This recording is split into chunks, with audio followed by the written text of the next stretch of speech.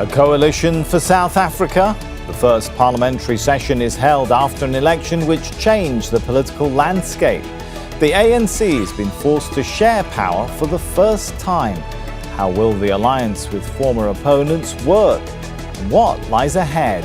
This is Inside Story.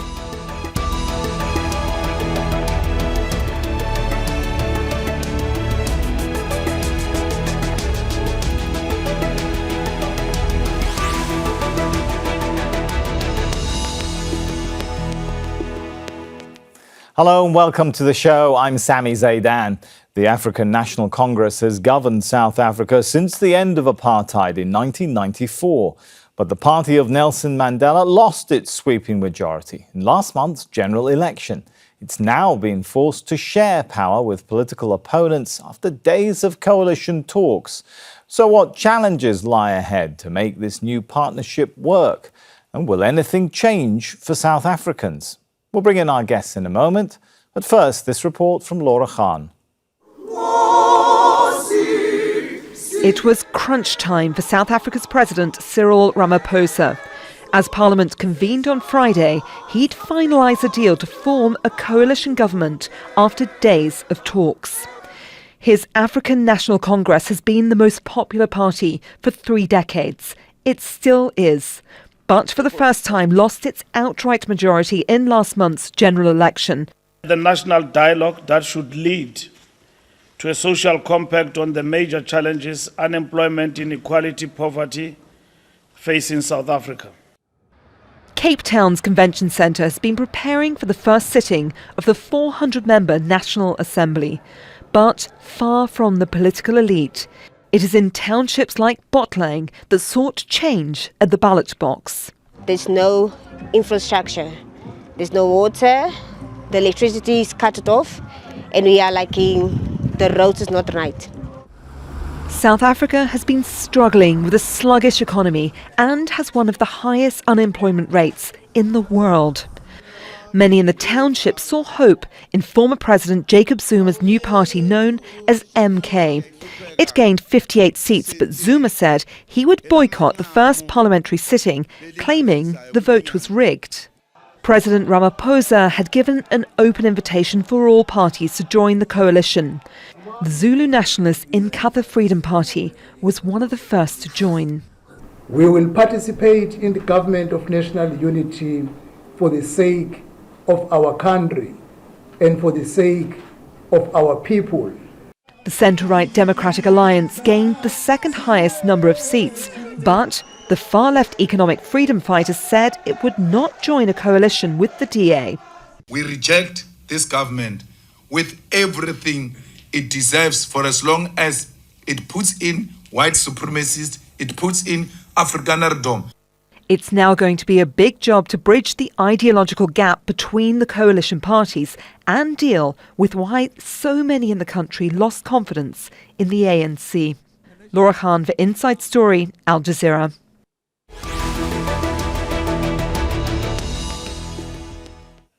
Well, let's bring in our guests now. They're all joining us from South Africa. We have in Johannesburg, Pauline Bax, Africa Programme Deputy Director at the International Crisis Group.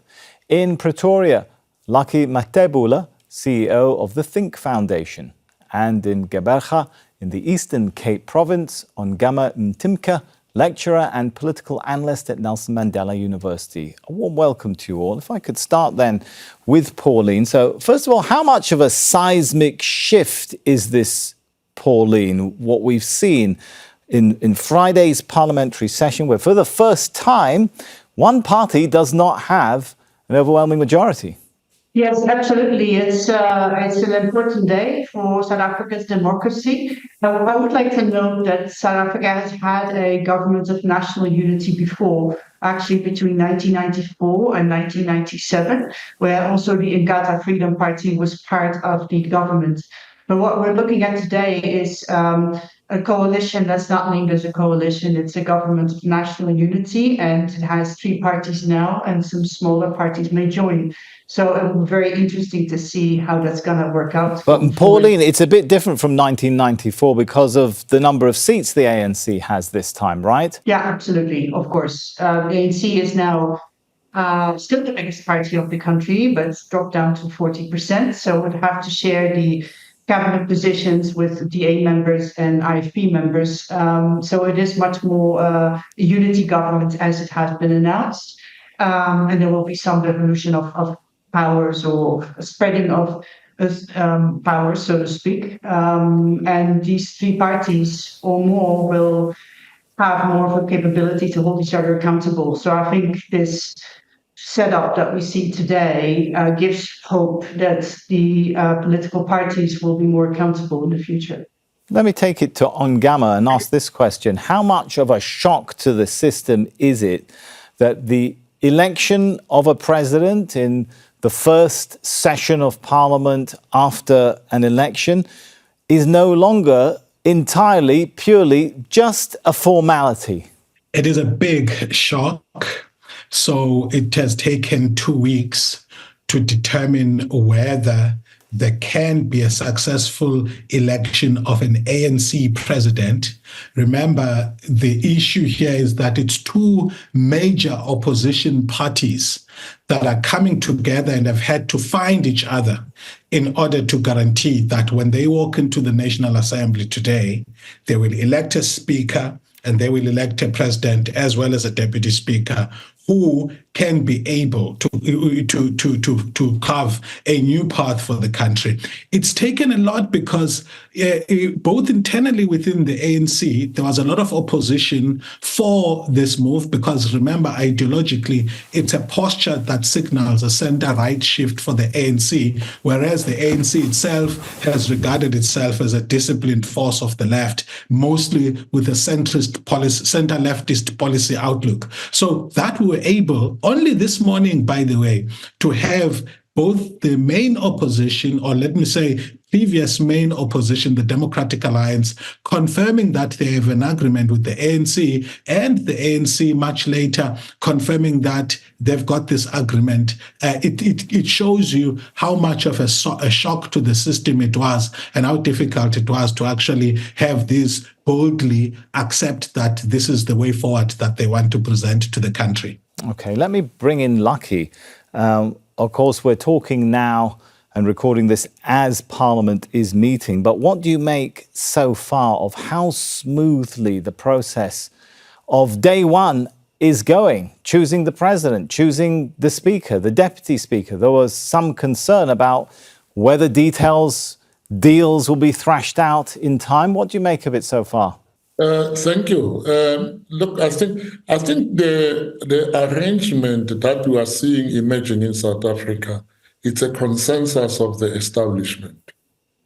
South Africa has an establishment now, and we should not pretend that the country has no establishment. There's an establishment that is developing, and that establishment is splitting itself into two. You'd have those that are today going to form a government and those that are positioning themselves as an alternative to them. So what has happened, President Ramaphosa has been able to knit or to thread a government of national unity. And I want to make it clear, this government of national unity is not the same as the one that happened in 1994 under Nelson Mandela. The Nelson Mandela one was obligated by an agreement which was put in the constitution, in the interim constitution of 1993. So there was a legal obligation to do a government of national unity. This one is not a legal obligation. There's a national interest obligation by political parties to get into a government of national unity to take the country forward, because the country at the moment is in a stalemate, is hung. And the ANC still has a majority vote, which is 40%. The next party that comes after the ANC is about 22%. So the ANC is still very much in command, but this is the triumph of proportional representation, the triumph of allowing minority voice to be heard in Parliament. I want to get into the quorum issues and the MK in a moment, but before, I can see Ongama wants to come in. I'll let you have a quick come in on this one, Ongama. Yeah, so the politics are the same, even though the coalition is different. The country was on a knife's edge, if you like, where there was two big blocs that were campaigning to secure office after the election result was declared. A bloc that styles itself as a radical leftist bloc, but that has truly been in power for the longest time in the democratic period and has fractured on its own.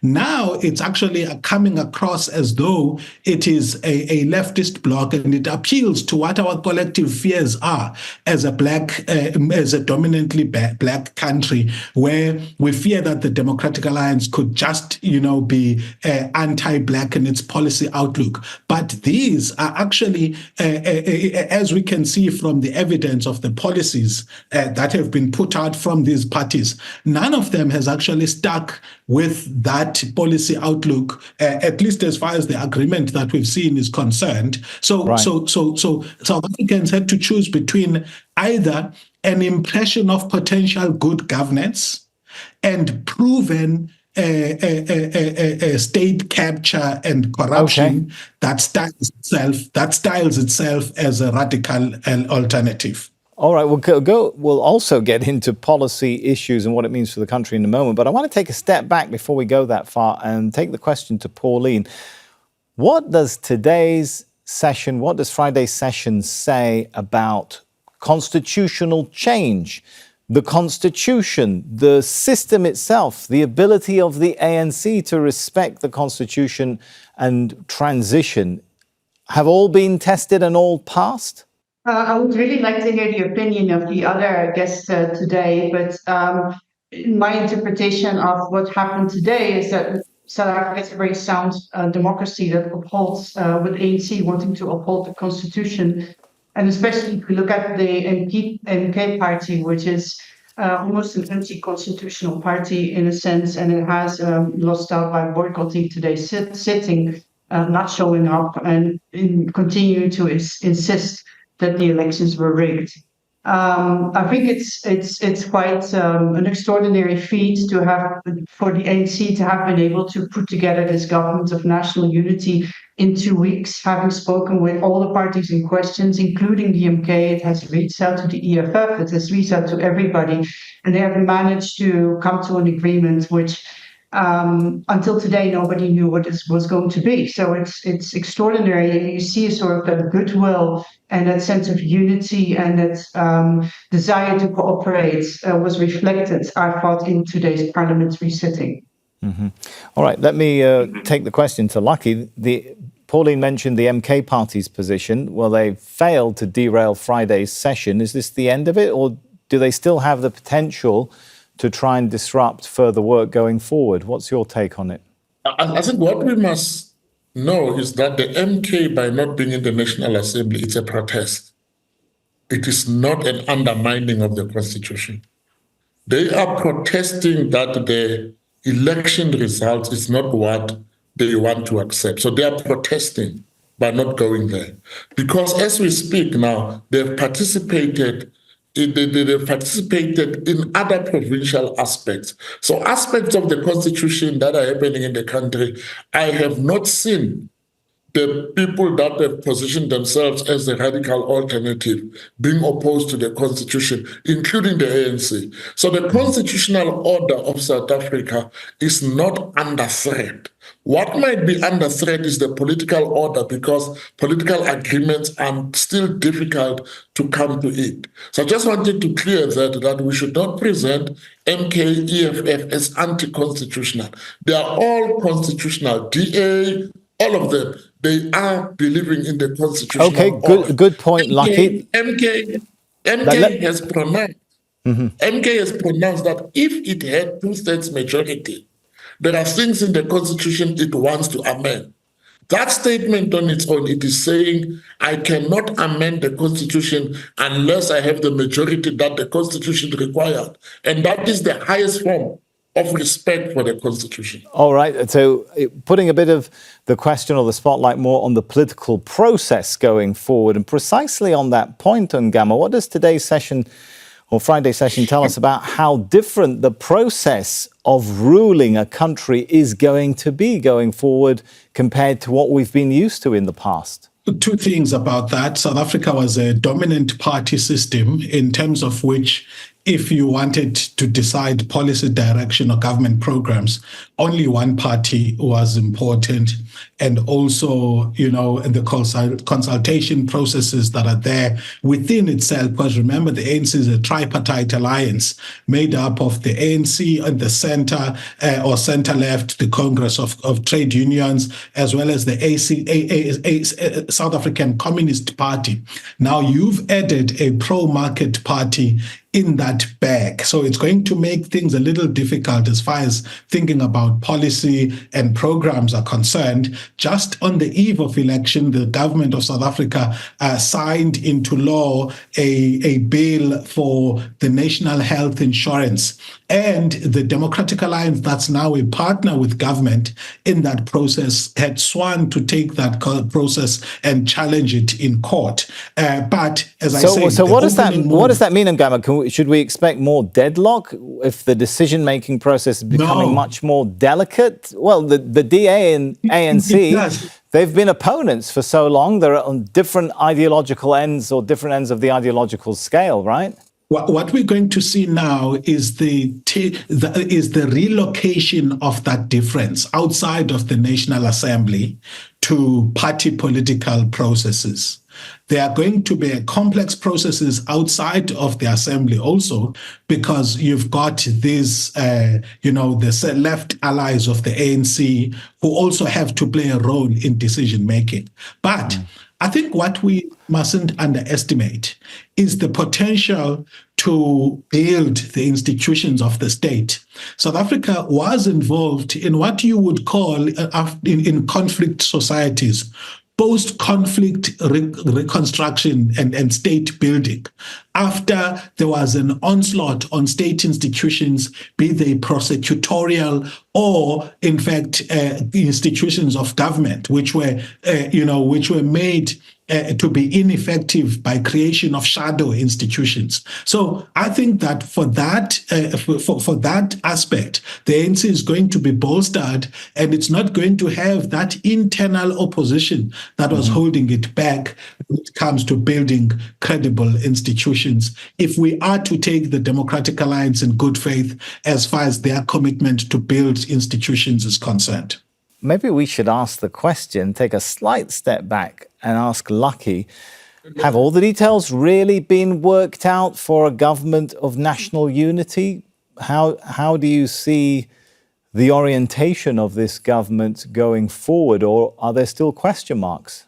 I think if we observed the process very well, before the decision of the government of national unity came out, President Ramaphosa was negotiating what we call a confidence in supply. Now, a confidence in supply is a process where the president was enrolling the DA, the IFP, those that he wanted on his side in case he had to do a coalition. And once he worked on that and there was an agreement about the confidence in supply, which was not publicized, but there was an agreement. Then there was a pushback from the alliance partners of the ANC, and that pushback put us into a state where we have something called government of national unity. The mechanics of a government of national unity will be as follows. For as long as the ANC wants any policy to be passed in parliament, it will still need a 50+1 majority. And those that have already committed to give it a confidence in supply, that is the DA, the IFP, have already committed that they will vote with the ANC to the extent that what the ANC is putting in parliament, it's what they agree with. So the real game, the political machinations are going to start happening when the ANC puts legislations. But there will also be an opportunity for the opposition to bring what they call members' bills and what. So what is happening now is that this democracy is getting to the higher level. Between 1994 and 2024, there were still deep ideological things, but from now on, people are going to have the constitution and what is good for South Africa and what is in the national interest. That is what is going to build new coalitions, and it's no longer going to be ideological preferences. And we might have in the next election a completely new configuration of parties, and the ANC might actually be in its last stretch. It might not come back in the next election. Pauline, is this a government? I'm just digesting now what Lucky was saying, and I'm wondering, given what he was saying, is this really a government of national unity or simply a multi-party coalition arrangement, a marriage of convenience? Well, I think every coalition to some extent is a marriage of convenience. And we can talk about ideological differences, but the fact of the matter is also that South Africa is a liberal market economy to a large extent. It has large state-owned companies, but it is a market economy. Of course, DA is centrist, is much more centrist right. It's much more conservative and much more pro-business, if you will. But the ANC is not anti-business. And I think both parties would agree, that is my assumption, that they need to push for economic growth. The South African economy has really been in the doldrums for the last decade or so. And conservative or policy steps need to be taken to recover it, to help the economy grow. So I think on that point, they can probably find unity. And then other issues such as foreign policy, that kind of thing, I would expect that the DA has watered down some of its principles in order to accept being in this coalition or unity government with the ANC. I'm glad. I like how you've segued us into talking about actual policy implications of this new government. Ongama, what should we expect from this coalition which is emerging in the first session in Parliament on Friday when it comes to key things like corruption, wealth distribution, the provision of basic services, unemployment, and so on?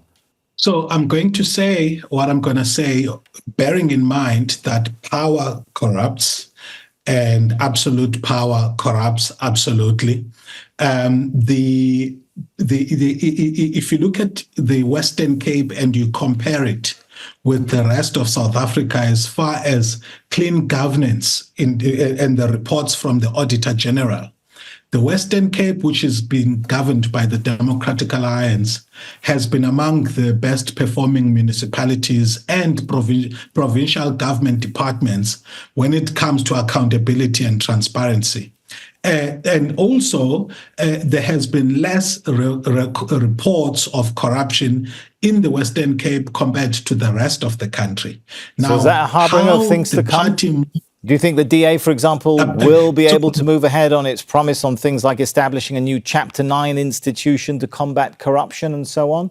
So the ANC was already on a trajectory of rebuilding the prosecutorial aspects of law enforcement in South Africa. And I think that the mutual commitment without the whole being held back by a faction inside the ANC that was opposed to some of these because of the threat that they posed to some of the leaders is going to, it bodes well for South Africa, but it's not going to be without its own contradictions. All right, we've got about a couple of minutes left, and I want to try and squeeze in a question to Lucky and ask this one. We've been talking a lot about domestic issues. What about foreign policy? It was well known, of course, the ANC had a history of alliances and strong relationships with groups all around the world and forces, leftists, forces seen as anti-colonialist forces, very strong relations and stances South Africa took under the ANC on the Palestinian issue. Is any of that going to change or be impacted by this new coalition that's emerging? I think those are some of the details that they are dealing with. But yesterday, the Secretary General of the ANC has made it clear, he was emphatic. He said that the ANC will not abandon its position on Gaza. It's not going to abandon its position on Palestine. But what the world should know is that the ANC's position on Gaza and the Palestine was actually in pursuit of its national interest objectives, which are to promote its constitutional order. And the constitutional order of the ANC, it says our democracy is anchored on a Bill of Rights. And the Bill of Rights talks about all the freedoms, including the freedom of association and the right to life. So the killing of the children in Gaza and everything it's something that the ANC will not compromise on. So the ANC is not supporting, for example, the Gaza thing purely on the basis of the relationship with PLO, but it's supporting it on the basis of it being a constitutional obligation of the state of South Africa according to its defined national interest, Right. which is, so that will not change. Even if the DA tried to push that, it would require the amendment of the national interest of South Africa, which should be informed by the Constitution of South Africa. And there's no way anybody is going to argue against the right to life, opposition to the killing of children, maiming of people, and occupying other states for colonial purposes. That is not going to change. It's not going to happen, right? Okay, a final one to Pauline. Does this mean, listening to what our other guests on the show are saying, the ANC is still going to call a lot of the shots? Well, yes, of course, because it's still the party that has ruled South Africa for 30 years and it's still the biggest party in the country. The elections were a wake-up call, I think, to some extent, and this result that we have today with the government of national unity shows to me that the ANC wants to sort of mend fences and mend its ways to some extent, and get more serious about fighting corruption and improving governance, its governance records. So I think crucial portfolios like foreign policy, I'm pretty sure that the ANC will retain this. I don't think there will be opposition from the DA. Finance is important for the ANC. It has a very good finance minister, so people like that will probably stay in place. And then the DA, which now will have to show that they can actually govern nationally and not just in the Western Cape, might be likely to look for portfolios that are not as crucial or not as visible, but that can with which it can show its governance record to see that you can actually run day-to-day affairs.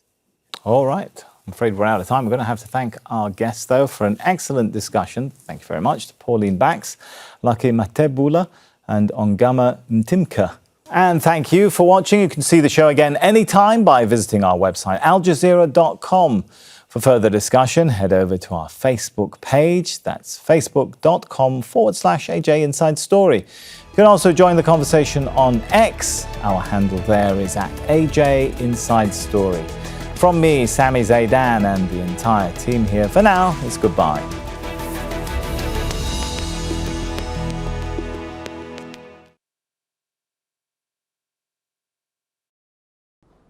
Make sure to subscribe to our channel to get the latest news from Al Jazeera.